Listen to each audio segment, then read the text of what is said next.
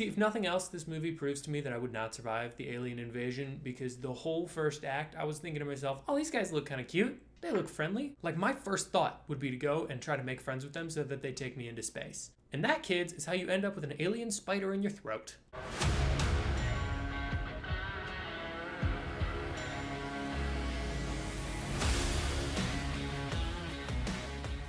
Hey, what's up? My name is John Bonjour. I'm an artist and a film enthusiast, and I am here to talk to you about No One Will Save You, Hulu's newest movie. Before we even start the movie review, it is insane, right? The quality of movies they're putting on Hulu right now, just like straight to Hulu.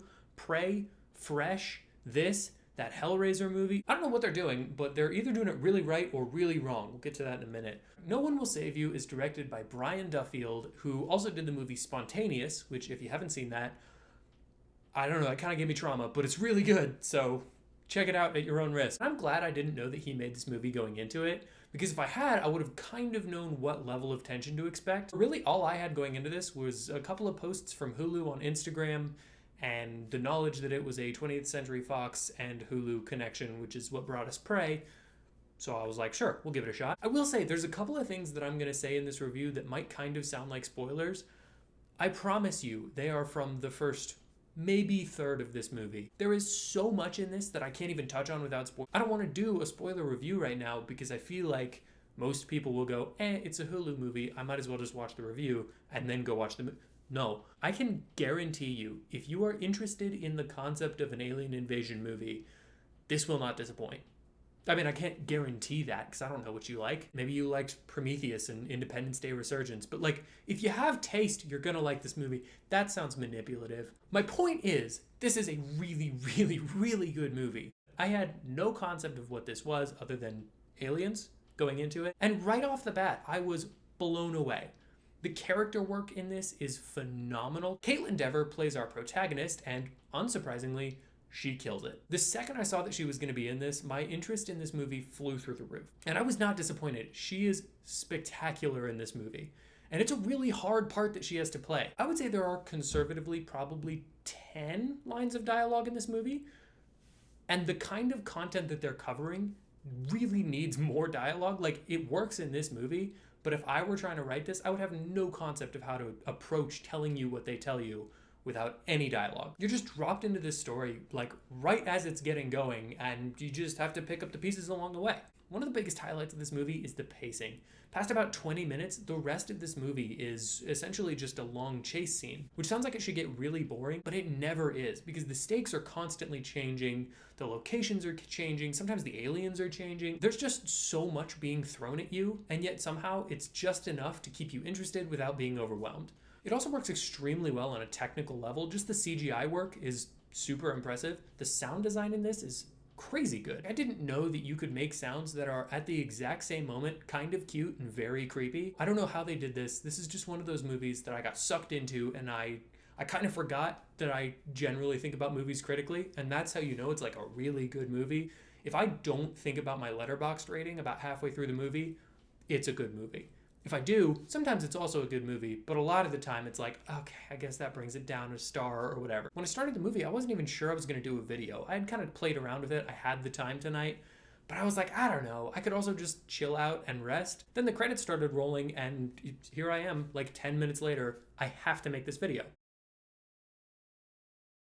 Honestly, that's all I can really say without spoiling it.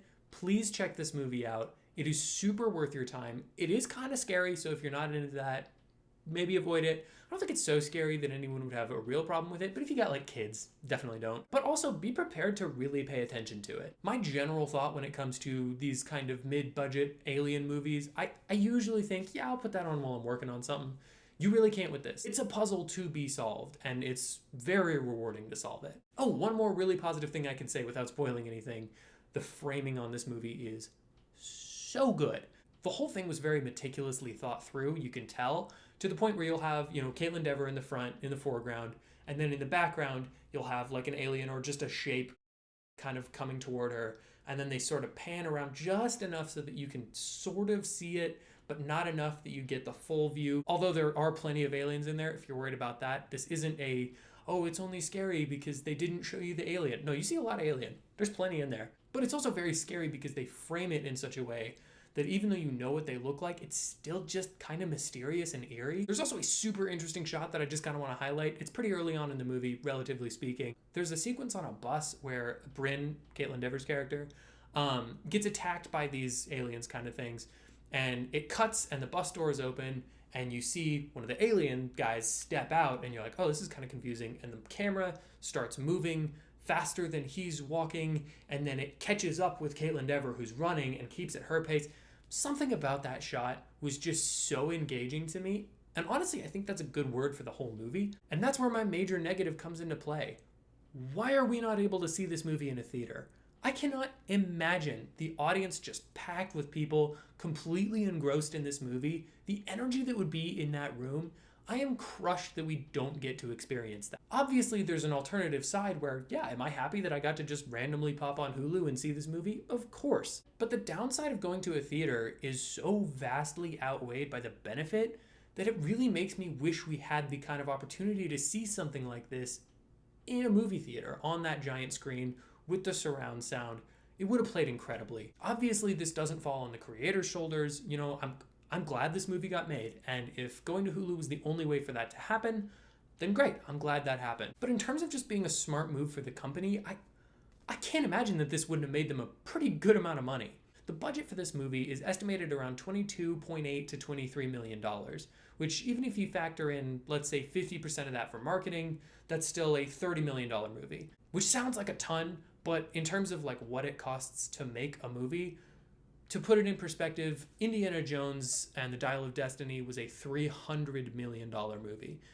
Is that exorbitant? Of course. But generally speaking, your bigger budget movies are going to be like 120 to 250 to $300 million. So for an all-encompassed budget of $30 million, this movie would have made bank. This movie would have made money probably opening weekend. I don't think this is the kind of thing that would up the Hulu subscriber count by quite a lot. For some reason, the general audience, I think, is more willing to just go buy a ticket for a movie than they are to subscribe to a service for a month, even though it's about the same amount of money. I don't know, people are weird. Like, we do weird shit all the time. But the things that make people subscribe to Hulu are, generally speaking, some TV and some movies that they get the rights to, but mostly Hulu originals that have had time to build. This is kind of a one and done movie, so it's really not gonna get a ton of people to subscribe, which is the only benefit of putting this movie on Hulu. And I just don't get it. But really, that's not a fault of the movie. It's not Prey's fault that it didn't go to theaters. It's not No One Will Save You's fault that it didn't go to theaters. I wish it had, because it would have been a great experience. But really, when it comes down to it, this movie is a great experience no matter where you watch it. So if you're looking for something to watch this weekend, I legitimately think that No One Will Save You is probably your best option. And it's already on your TV. Thank you for watching this video and checking out my channel. If you'd like to hear more of my thoughts on movies, TV shows, comics, I don't know, like sandwiches, just comment down below what you'd like me to talk about next, and I'll see what I can do. Hit the like button, hit the subscribe button, hit that little bell, or do none of those things because I'm not your dad. Oh, and shameless plug, check out my comic Edge of Bordertown on my website, johnbonart.com. Thanks.